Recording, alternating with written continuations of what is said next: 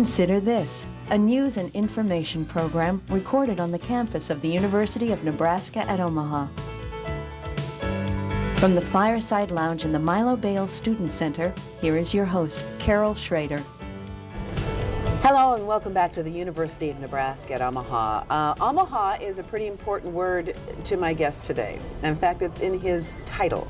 He is the president and CEO of the Greater Omaha Chamber of Commerce. And David Brown has just completed his first year. Yes. He is well into his second year with some major mandates and some real focusing for the chamber. You're the third president and CEO I've had on this show. Oh, really? Yeah, so I just, Good for you. you're following in a We're good glad to tradition. be here. So the thing right now, though, that's taking up your time, at least your energy, and probably when you go to bed at night, you're worried about it, is what you're calling Advantage Nebraska, Yes. which is the form it's taking in the unicameral is LB 646. Yes. You've been working on this a while. We've been working on it for well over a year.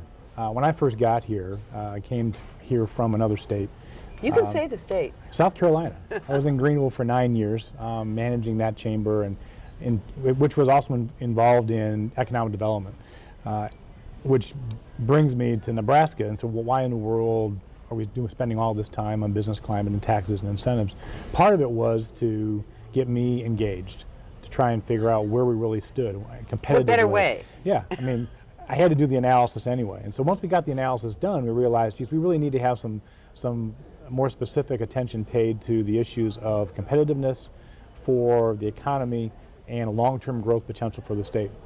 So we hired KPMG to come in and do an analysis of our state as it competed with 9 other states in the country. The 6 states that surround us, plus Minnesota, Oklahoma, and North Carolina, which are other states And we that have we tend to competed with compete North Carolina a time or two. We have, absolutely.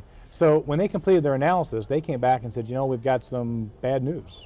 Frankly, Nebraska is non-competitive from a tax perspective, both for business climate as well as personal taxes, with all those other 9 states. We asked them to compare 7 types of businesses and whether we would be competitive for projects within those businesses with all those other states. What are some of the types? We had a corporate headquarters, a high-tech startup, a rural manufacturer, an urban manufacturer, transportation distribution company, and I think an insurance agency, an insurance company, and just try to see whether or not we could compete for those kinds of projects or not.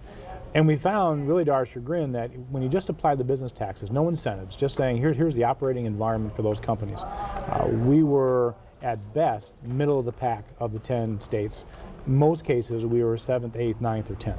Depending on which industry or which kind of depending upon which industry. You're talking about. And then when you took personal taxes, we found that we were 3rd most expensive among the 10 states. Well, you're not going to be able to do a whole lot about that given our tax base. Well, at this point. we have only 1.8 million people in the state. Right. I understand. But you want to make an incentive, get your company in here at least. We do, but they marry together though. I mean, Yes. the opportunity for us to attract a corporate headquarters is truly dependent on their ability to convince people to move here.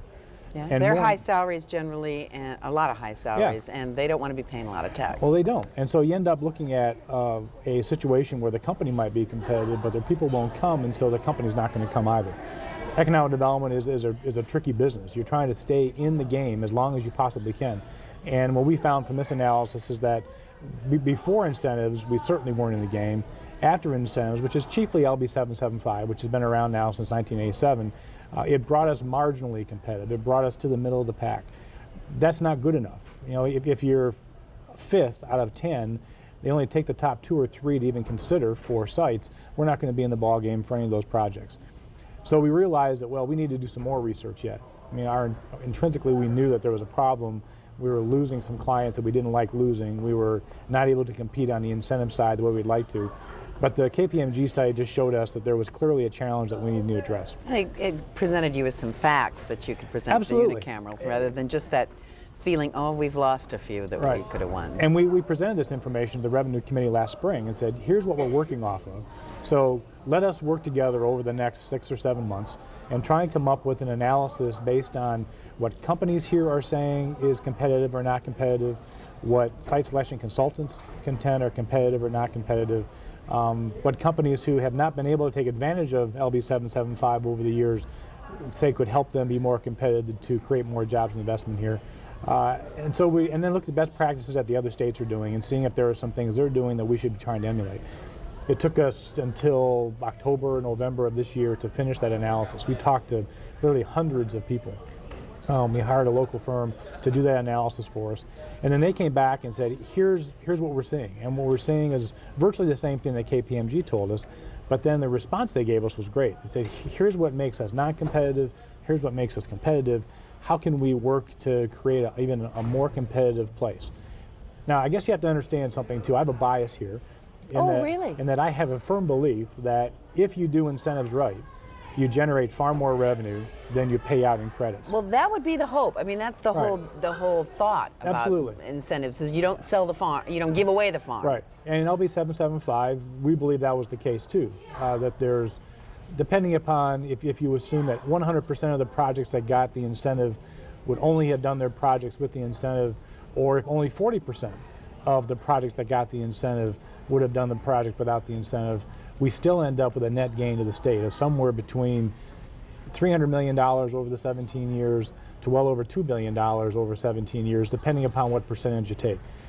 The fact is that LB 775 has been beneficial for the state.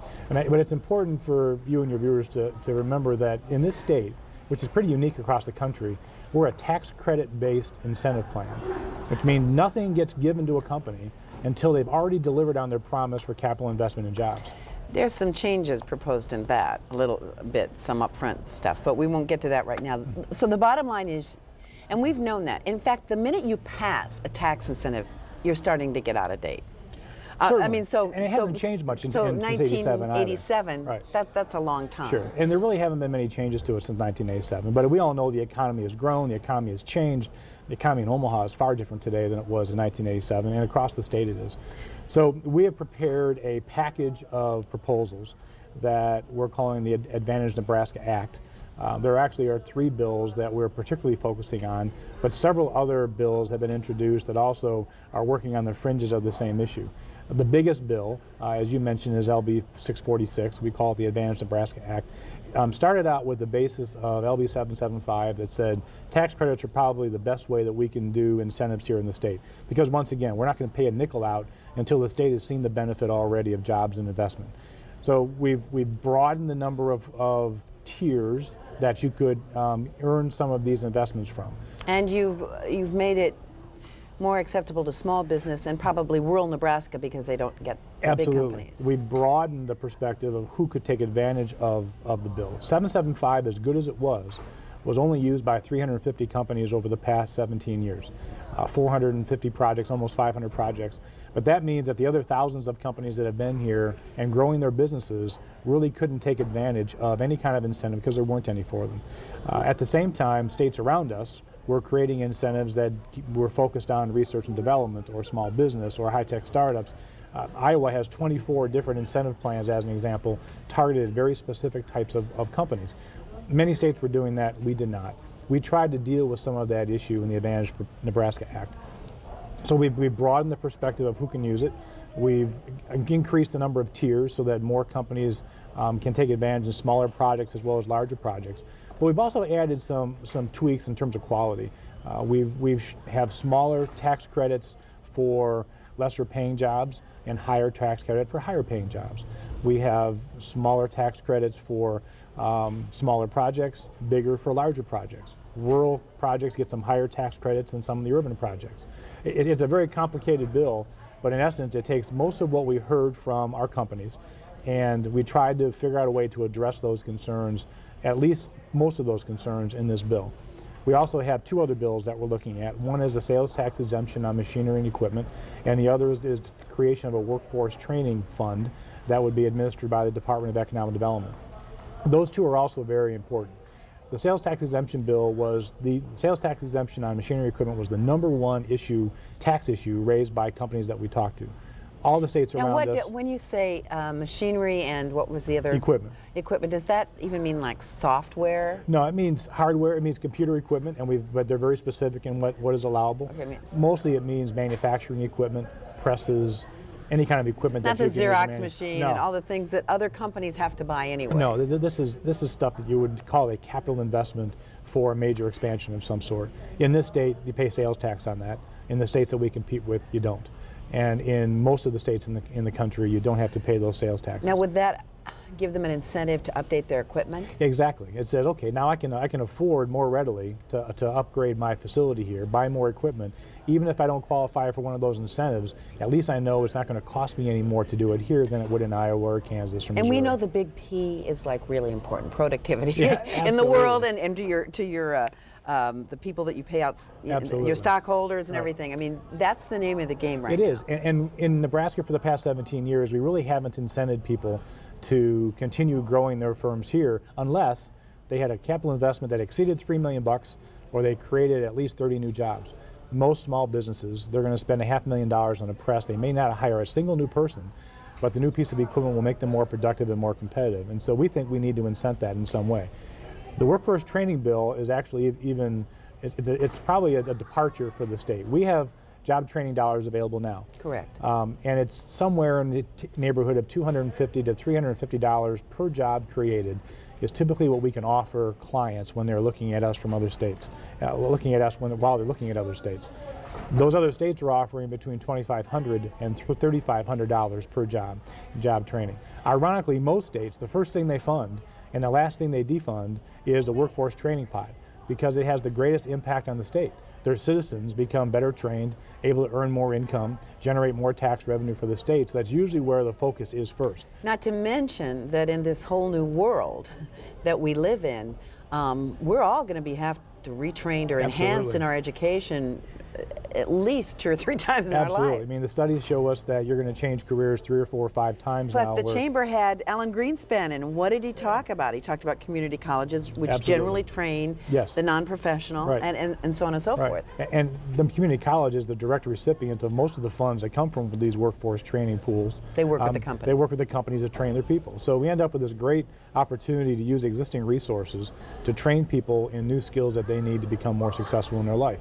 So those 3 things together, the Advantage for Nebraska Act, the workforce training bill, and the sales tax exemption on machinery equipment are the 3 real keystones of this new effort to try and improve the business climate and become more competitive in Nebraska. And we should mention that there are a number of lesser incentive bills that are going to sunset or just become defunct soon. So I mean, this is a time that a number of things have to be looked at. Very much so. Well, since 1987, 16 bills have been passed that would be considered by virtually everybody as incentive bills for business. Since then, many of those have sunsetted, and we're down to 6 of those 16. So whatever tools were created in the late 80s and early 90s, most of those have disappeared. Most of the ones that are still there are related to 775 and appendages to it. So in reality, we have disarmed in an era of higher competition with economic development organizations around the country. There was a time when there were 100 economic development organizations and 1,500 big projects going around. Now there's something like 3,000 economic development organizations and 100 big projects going around. Now we're not going to get all the big projects, but we need to be able to create an environment where our small businesses can grow, where new businesses can start up, where existing businesses can expand, and where new businesses can come to the community, and providing them all the services that they need so that they can pay the revenue back into the state so we can support all the services that our citizens want here. Okay, let's assume for a moment that business incentives, that we can all agree, that everyone across the state can agree that we need to revamp, update, streamline perhaps our business incentive program. But there have been concerns about specifically LB 775 in the past, but I mean generally the concept of business incentives. And I'm going to throw some of those things out for you. One is the issue of, you mentioned we want to make money. I mean, the idea is we give credits, but the whole thing is we come out ahead. How can we measure that that's really going to happen? Well, every year, right now, the state measures how much revenue is brought in by companies that have earned 775 credits, and they measure how many credits have been paid out. And if you just take the gross numbers, the amount of revenue that comes in, the amount of credits that go out, it's about a $250 million net gain to the state every year. Now, the state has established some calculations that we have disagreed with for 17 years, where they assume a very small percentage of those revenues are directly related to the companies receiving LB 775 incentives. I personally believe it's 100%, but I know it isn't. It isn't 30%. It's somewhere in the middle. And if you just get above 37%, the state makes money. So the theory is, if you provide an opportunity for companies to grow their businesses because you have a competitive business climate, or incentives that help deal with non-competitive parts of your business climate, then they're going to invest more frequently. They're going to have more revenue coming into the state, and that revenue, if you package your incentives right, will far exceed the incentives you pay out. And we believe, and I think that the data shows that that has happened over the last 17 years, and we certainly believe that that will happen with the Advantage Nebraska Act over the next 15, 20 years. Well, you know, we're just coming out of a revenue crisis in the state, and as most states are. And Senator Dave Landis, who's chair of the Revenue Committee, has said that the $274 million a year price tag in credits on this, which could be up to $305,000 a year, that losing, you know, that revenue in the short run may not be the good thing to do this year, given the state of our taxes. That we know it, you know, we know it's going to improve. Why do you say, yeah, okay, that is a little shot to take, but why do you say we have to take it now? Well, a couple of pieces of information I think are important here. The fiscal note that was done was crafted on a bill that isn't exactly like this bill, but it's similar enough to show you some trends. The fiscal note that was done only shows the credits that are going to be paid out in a year when they believe that all those credits will be utilized at some large number. I mean, it isn't the first year estimate. So you're saying you wouldn't immediately maximize? We wouldn't max out in year one. Because we won't Wouldn't it be use nice? it. It'd be great if we had that kind of target, but the fact is that it won't happen that way. Sometime in the future, if we follow what the fiscal office's numbers are, there'll be a certain number of companies in each of those tiers that will have taken advantage of the Advantage Nebraska Act, and as a result, they will have earned these credits. So, is that a bad thing or not? If this is structured correctly, we will bring in far more revenue than we ever did with the old incentive package. So therefore, if you're going to invest, say, $300 million in a year, we should bring in far more than that, so the revenue to the state net is actually better than it was before. Well, we would be foolish to say we want to invest more money and not bring in more money to the state. Well, another way to put this is that even if these are loose numbers for a maxed out system under these incentives, 274 to say 305 million a year, that's even the 274. That's double what we're paying or losing, I guess, because it's a credit right now. So can we at least double what we're getting in revenue? Certainly. I mean, if we're not doing Can you better, give me that in writing and guarantee it? Well, we're running some numbers right now because, frankly, when we go to the Revenue Committee and when we start talking to constituents around the state, we need to have a revenue number to say, here's what you're going to get in exchange for this investment. Are you confident that those numbers We're very confident. So far, stand for themselves? Yeah, preliminary numbers are telling us that they're going to. But again, we're not even close enough yet to be able to say, yep, it's going to be 3 times when we get to that level. But it better be better than what we were doing for LB 775, or we haven't done our good job designing the package. However, and I'm not being devil's advocate here, if it's even the same in terms of double this, double that, you know, double what you lose in tax revenue, but double what you're churning in the economy, and you're doing it to more types of businesses and more sizes of businesses, then overall the state, you know, might be better off. Well, let's just play the doubling. Yeah. The doubling for, if you use LB 775 numbers, would be $800 million in revenue against $260 million in credits. That's a far greater than $250 million a year net. And then that churns and turns over. Well, you get more people working, you get more people buying houses, buying cars. And this bill, to be fair, gives rural and greater Nebraska a better shot. There's a significant amount in this bill that says we need to promote economic development in rural Nebraska. There are smaller thresholds or lower thresholds for rural Nebraska. There's higher tax credits for rural Nebraska. There's broader definitions of who can use these incentives in rural Nebraska. I mean, there are some things for small cities, even in urban areas as well, but we paid attention to this as a broad statewide effort. Because you wouldn't get it passed if you didn't. Well, I mean, to be realistic. We would. Now, I guess it's important. I know I'm talking to you as the president of the Omaha Chamber, but we're not the only ones doing this. We've been partnering with all the folks in the entire state. You've been meeting with a lot of people. I have been in Columbus, I have been in Kearney, I have been in Ogallala, I've been in Paxton, I've been in Lincoln. And the general feeling, you could feel safe to state that the general feeling is that the bulk of the chambers in the state, large, small, and in between, are in favor of this? Yes. We went and listened and said, tell us what you're hearing from your businesses. And as business people, tell us what your issues are. And part of that information was brought into this big mix as we try to build this bill. There is strong support for some kind of a change to make us more competitive in this state. And so what we're trying to do now is bring all those partners who have been involved in this process since day one into this more detailed mix, so when other people get on a TV station like this somewhere in the rest of the state, they have the opportunity to answer questions as well and to make the case that this is good for my community just like it's good for Lincoln or for Hastings or for Omaha. One of the big bugaboos about 775 has been the disclosure issue. That, right. And I don't know if it's so much that they want to point to like Union Pacific that took advantage, or point to them and say, you know, you're not creating the kinds of jobs that were promised. But there are actually some corporations, even in Omaha, and I'm not pointing at Union Pacific, that they added jobs and then they, he that giveth can taketh away, right. or she. Right. And so, you know, they want to be able to check that. Right.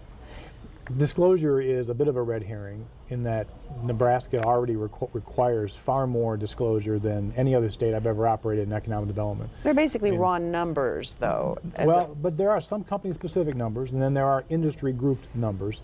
But in reality, there's lots of disclosure that happens already. We have actually broadened disclosure in the Advantage Nebraska Act to deal with some of the concerns that were raised by some of the senators across the state. Our concern is proprietary information.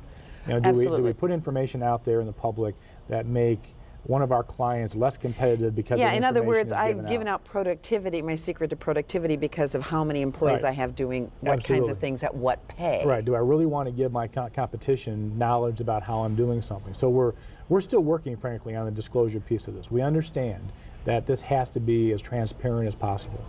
There should be no question about if XYZ company decides to do a project, what investment in jobs the state's getting back in exchange for what level of incentives that they're willing to give that company.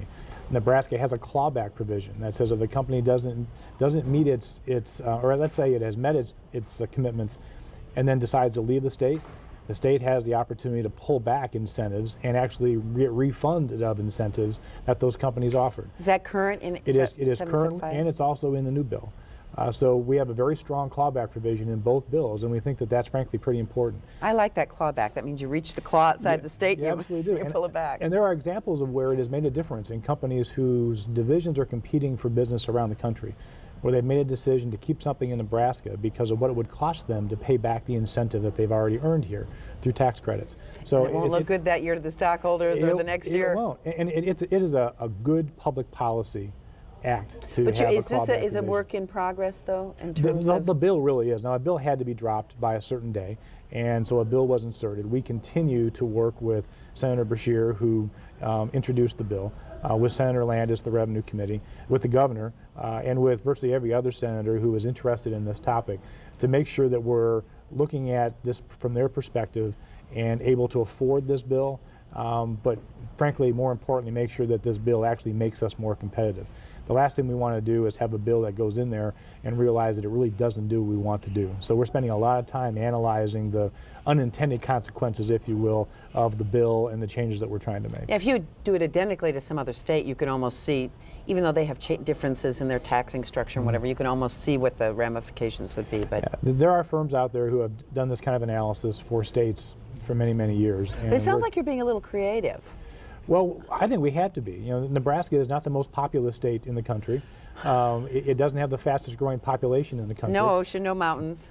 And so while it's a great place to be, and actually the Midwest is kind of in the cycle now where more and more people are looking at it as a place to raise their families, and we have a great economy in this state that is becoming more and more diversified, we still have to worry about how quickly we can grow the state and how we're going to pay for all these services that we all want with a relatively small population base. So part of this whole challenge is let's invest in economic development. Let's make sure the economy is as strong as it can be. Let's create as many jobs as we can, and that'll grow the population more quickly, which will spread the base, across which we can afford more services. Again, I want to ask you about the issue of the quality of jobs, or at Okay. least the pay for Right. jobs, because that has a lot to do with the whole psyche of this country right now. Sure. We've outsourcing jobs, and what we're left is maybe some of the high paying, but a lot of the low paying that are, with inflation, some of them are getting lower when adjusted for inflation. And so there's a little paranoia on the part of, I think, a lot of people in this country. Well, we have tried to address that in this bill. Now, there is no minimum wage in this bill, nor do we think there should be one. But there is a incentive for higher paying jobs. The higher you pay, the more tax credits you get. And that is consistent with economic development policy across the country, where communities like us and states like us are trying to incent more and more business development, but try and get higher paying jobs. We're in transition here. Now, Omaha less than the rest of the state, but even in Omaha, where we're still evolving from what we were to what we want to be. And with the space industry coming here in far greater numbers than they did before, with more and more insurance companies looking at us as a place to redomesticate, we think we can attract more and more high-paying jobs here, and we think we should be able to incent people to do that. We have only a couple more minutes, and I'm wondering about some of the types of jobs, both in Omaha, Lincoln, and statewide, that we might see a lot more of. You know, you looked at the different industries and the different possible startups and whatnot. Right. What are some of the things that we have a good shot at, let's say, in the metro areas and maybe the less popular? Yeah, and it really is different, as you know, Right. from but area to just area. to give people some feel for what they might if everything, if the stars line up right. Sure. In this area, I think you will see, this area being this region, the Omaha region, you'll see a higher number of professional jobs attracted as a result of not only expansions of existing businesses, but new ones coming in. And that's engineers, technical folks, lab technicians, people that are focusing on Med Center, focusing on Offutt and the Stratcom. And the thing I've heard bounced around called bioinformatics. Bioinformatics. We can talk about that one. Yeah, these for days. a whole show. But that's really cool, though, a combination of medical research and this data processing expertise that we have. Marry the two of them together, and we've got this new industry. That Okay, 30 should be seconds for rural Nebraska. What Okay, they might rural look Nebraska for. can actually look for a lot more manufacturing. They can look for a lot more teleservices company. Those are incoming calls, not outgoing calls, which means you have a technical requirement for the people answering the phone. And we think, of course, you're going to see agribusiness processing at the site, where grain comes in and where cattle are produced. Well, I want to thank you for coming. We could go on, but I do wish you luck in Thank that you. the best thing for Nebraska happens. Thank you. I appreciate that. Okay. So this is David Brown, President and CEO of the Greater Omaha Chamber of Commerce. We've been showing you their website throughout this show. Please join us next week for Consider This.